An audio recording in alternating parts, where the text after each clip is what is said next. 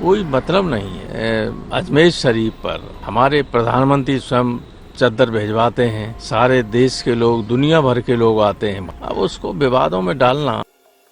अजमेर शरीफ की दरगाह के भूतल में एक तहखाना बना हुआ है। ये वही तहखाना है जिसके अंदर ख्वाजा मोइनुद्दीन चिश्ती को दफनाया गया था। इसी तहखाने की दीवार पर भगवान शिव जी की प्रतिमा अंकित है, जिस पर एक ब्राह्मण परिवार रोजाना चंदन लगाकर पूजा अर्चना करता है और ये पूजा दरगाह कमेटी की देखरेख में होती है। ऐसा हम नहीं, बल्कि आज से लगभग 113 साल पहले यानी 1911 में लिखी किताब अजमेर हिस्टोरिकल एंड डिस्क्रिप्टिव में दीवान बहादुर हरि बिलास सारदा, जो उस वक्त के हाईकोर्ट के जज थे, उन्होंने लिखा है। लेकिन क्या ये सच है? क्या सच में दरगाह के नीचे शिवलिंग है? क्या ज्ञान वापी के बाद अब अजमेर शरीफ की दरगाह का भी सर्वे होगा? क्या कहना है मुस्लिम पक्ष का हिंदू पक्ष की याचिका पर? ऐसे कौन से सबूत हैं कि कोर्ट ने भी ये याचिका स्वीकार कर ली है? किन किन मंत्रालयों से कोर्ट ने जवाब मांगा है? क्या है अजमेर शरीफ दरगाह को लेकर पूरा मामला और आगे क्या क्या होने वाला है? क्या कहता है अजमेर दरगाह को लेकर हमारा इतिहास? क्या सच में वहां हिंदू मंदिर या शिवलिंग हो सकता है? चलिए जानने की कोशिश करते हैं।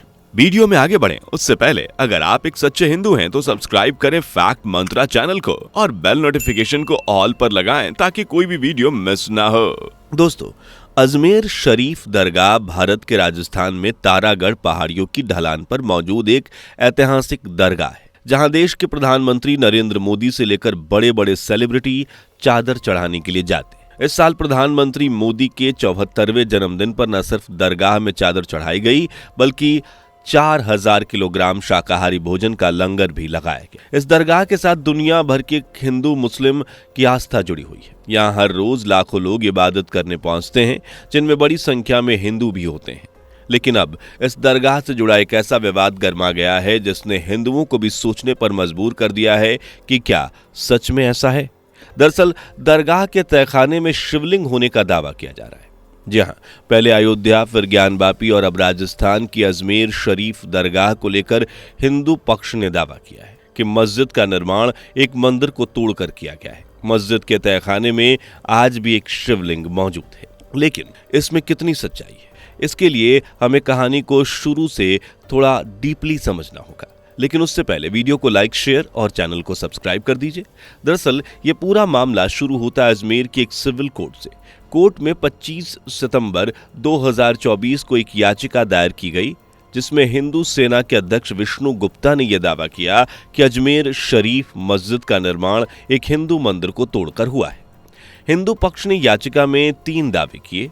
पहला, मस्जिद के दरवाजे की शैली और बनावट बिल्कुल हिंदू मंदिरों के दरवाजे और स्तंभों के जैसी है। दूसरी, मस्जिद में आज भी हिंदू शैली के चिन्ह और अवशेष मौजूद हैं। और तीसरा, तहखाने में प्राचीन शिवलिंग हो सकता है।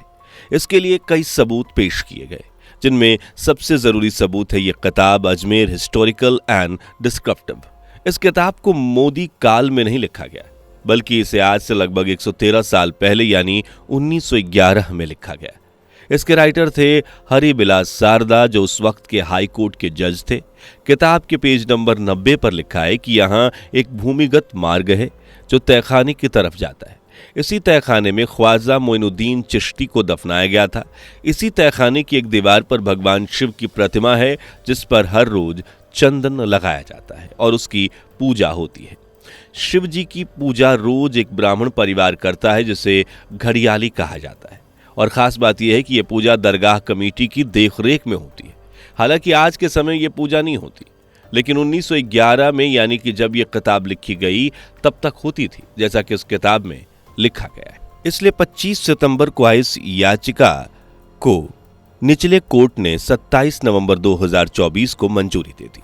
याचिका पर मोहर लगाते हुए सिविल कोर्ट के जज मोहन चंदेल ने अजमेर दरगाह समिति, अल्पसंख्यक मंत्रालय और भारतीय पुरातत्व सर्वेक्षण यानी कि ASI को नोटिस जारी किया है और 20 दिसंबर को तीनों से जवाब मांगा है कि वो इस याचिका पर, इन दावों पर क्या कहते हैं।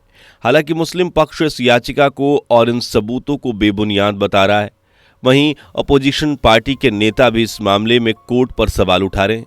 सपा नेता रामगोपाल यादव ने तो यहां तक कह दिया कि संभल और अब अजमेर का मामला ये बताता है कि इस समय छोटी अदालतों में बैठे जज भी देश के आग लगाने का काम कर रहे हैं। इस तरह के जजेस भी, छोटे छोटे जजेस बैठे हुए हैं जो इस देश में आग लगवाना चाहते हैं। कोई मतलब नहीं है। अजमेर शरीफ पर हमारे प्रधानमंत्री स्वयं चद्दर भेजवाते हैं, सारे देश के लोग, दुनिया भर के लोग आते हैं। अब उसको विवादों में डालना बहुत ही घृणित और ओछी मानसिकता का, और ये यही नहीं, ये सत्ता में बने रहने के लिए बीजेपी समर्थित लोग कुछ भी कर सकते हैं। यानी रामगोपाल यादव की माने तो ये सभी बीजेपी में बैठे लोगों ने किया है जो सत्ता में बने रहने के लिए कुछ भी कर सकते हैं। खैर ये इकलौते नहीं है, बल्कि असदुद्दीन ओवैसी साहब भी कुछ ऐसी ही नारा लगा रहे हैं। दिल्ली से लॉयर्स को लाकर आपने ये केस डाला है और आप 800 साल से दरगाह, इसको बोल रहे दरगाह नहीं है, तो फिर क्या होगा फिर देश में? क्या कोई खामोश बैठ जाएगा? अब कल कोई मुसलमान जाके बोलेगा नहीं ये वर्शिप की जगह नहीं है, किसी और की, मेरी है। देश चलेगा तो संविधान से चलेगा, रूल ऑफ लॉ से चलेगा, लॉ एंड ऑर्डर मेंटेन होगा नहीं होगा, ये सब चीजें हैं। इसको तो नरेंद्र मोदी को डायरेक्टली जवाब देना पड़ेगा देश को। इसी तरह और भी कई नेता हैं जो इस मामले पर बीजेपी और कोर्ट को सवालों के कटघरे में खड़े कर रहे हैं। हालांकि ये वही नेता हैं जो ताजमहल और कुतुब मीनार जैसी याचिकाओं पर निकली कोर्ट द्वारा हिंदू पक्ष को फटकार लगाने के बाद भी खामोश थे, जबकि ये वही निचली कोर्ट थे जिन पर आज ये नेता आरोप लगा रहे हैं। खैर, ये पूरा विवाद सही है या नहीं, ये समझने के लिए हमें इन नेताओं के बयानों की नहीं बल्कि इतिहास को देखने की जरूरत। दरअसल 6वीं शताब्दी में चौहान साम्राज्य की शुरुआत आज के इसी अजमेर शहर से हुई थी। बस फर्क ये था कि उस रोज इस अजमेर नहीं बल्कि अजय मेरू शहर के नाम से जाना जाता था। ये नाम शहर के महाराज अजय राज चौहान के नाम पर रखा गया था। बाद में यही अजय मेरू अजमेर बन गया। चौहान वंश का अजमेर में शासन था। तब यहाँ कई मुस्लिम आक्रमणकारियों ने हमला कर इसे अपने कब्जे में करना चाहा था। दरअसल उस रोज भारत में चौहान साम्राज्य सबसे मजबूत डायनेस्टी हुआ करती थी, जो अजमेर सहित उत्तर भारत के ज्यादातर एरियाज पर राज करती थी। ऐसे में मुसलमान अच्छे से जानते थे कि अगर उन्होंने चौहान डायनेस्टी को खत्म कर दिया और अजमेर पर कब्जा कर लिया तो उत्तर भारत का ज्यादातर हिस्सा उनके हाथ में होगा और वो भारत में अपनी जड़ें आसानी से जमा लेंगे। इसलिए 11वीं शताब्दी में यहाँ कई युद्ध हुए, लेकिन चौहान राजाओं की बहादुरी ने मुस्लिम आक्रमणकारियों के पैर उखाड़ कर रख दिए। सिंह राजा ने कई युद्ध जीते और मुस्लिम चाहकर भी भारत में नहीं घुस पाए। इसके बाद आई 12वीं शताब्दी, जब चौहान डायनेस्टी को रूल करने का मौका पृथ्वीराज चौहान को मिला। ये वही पृथ्वीराज चौहान थे जिन्होंने मोहम्मद गोरी को तराइन के पहले युद्ध में नाकों तले चने चबाने का काम किया था। बता दें कि मोहम्मद गोरी की फौज में एक सैनिक ख्वाजा मोइनुद्दीन भी थे, जो बाद में ख्वाजा मोइनुद्दीन चिश्ती बने। इन्हीं के नाम पर अजमेर शरीफ की दरगाह बनी हुई है, क्योंकि मोइनुद्दीन चिश्ती ने इस दरगाह वाले स्थान पर आखिरी सांस ली थी जहां उन्हें बाद में दफना दिया गया। आज अजमेर की दरगाह में उन्हीं की मजार है। लेकिन हुआ ये कैसे?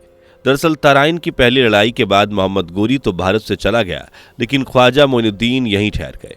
उन्होंने इस्लाम का प्रचार प्रसार किया, लोगों को इस बारे में बताया और बड़ी संख्या में हिंदुओं को कन्वर्ट किया। हालांकि ये कन्वर्जन जोर जबरदस्ती नहीं था। उन्होंने पहले लोगों को कन्विंस किया और फिर लोग बड़ी संख्या में हिंदू से मुस्लिम बन गए। ख्वाजा मोइनुद्दीन चिश्ती ने अपना पूरा जीवन एक फकीर की तरह गुजारा था। चिश्ती असल में सूफी संत होते हैं जो स्वभाव से बहुत नर्म होते हैं। वो कट्टरपंथ में बिल्कुल विश्वास नहीं करते और ख्वाजा मोइनुद्दीन चिश्ती भी ऐसे ही थे। उन्होंने गरीबों की मदद की और दिल्ली से सीधा अजमेर चले गए, क्योंकि कहीं ना कहीं वो भी अजमेर को मुस्लिमों के हाथ में चाहते थे। लेकिन इस वक्त तक भी अजमेर चौहान साम्राज्य का गढ़ था। कई मुसलमानों को चौहान शासकों ने हराया, लेकिन 1192 में मोहम्मद गोरी दोबारा लौटा और इस बार हुआ तराइन का दूसरा युद्ध, जिसमें पृथ्वीराज चौहान की हार हुई और कट्टरवाद में लिपटे गोरी की जीत। यहीं से चौहान साम्राज्य का अंत और भारत में एक के बाद एक मुसलमानों का शासन शुरू हुआ। दिल्ली सल्तनत, मुगल और ना जाने कितने ही मुस्लिम शासकों ने यहाँ राज किया, लेकिन इससे पहले ही यानी चौहान साम्राज्य के दौरान ही अजमेर में जगह जगह पर कई बड़े बड़े मंदिरों को बनवाया जा चुका था और इतिहासकारों का दावा है कि इन्हीं में से एक अजमेर शरीफ भी था, जहाँ पहले मंदिर था, लेकिन बाद में मुस्लिम शासकों ने इसे तोड़कर यहाँ दरगाह बनाई, जैसा कि वो शुरू से करते आए हैं। ऐसा इसलिए भी कहा जा रहा है क्योंकि जिन मुस्लिम शासकों ने हिंदू मंदिरों को तोड़ा, बाद में उन्होंने इन्हीं जगह पर दरगाह, मस्जिद, मजार आदि का निर्माण करवाया। इसलिए आज 2024 में अजमेर शरीफ के तहखाने में शिव की प्रतिमा और शिवलिंग होने का दावा किया जा रहा है और अब ये मामला कोर्ट ने भी बांध लिया है। हालांकि तीनों मंत्रालय इस मामले पर क्या रिएक्शन देंगे और क्या आगे भी कोई दंगा होने वाला है, ये तो आने वाला वक्त ही बताएगा। फिलहाल आपकी इस पूरे मामले पर क्या राय है, हमें कमेंट में बताइए। वीडियो पसंद आई हो तो लाइक शेयर कीजिए और चैनल से पहली बार जुड़े हैं तो सब्सक्राइब करके बेल आइकन को प्रेस कर लीजिएगा। दोस्तों, आपकी स्क्रीन पर 2 और वीडियो दिख रही हैं, जिसे देखने के लिए आप स्क्रीन पर क्लिक करें। दोनों देखिएगा, बहुत अच्छी वीडियो बनी है।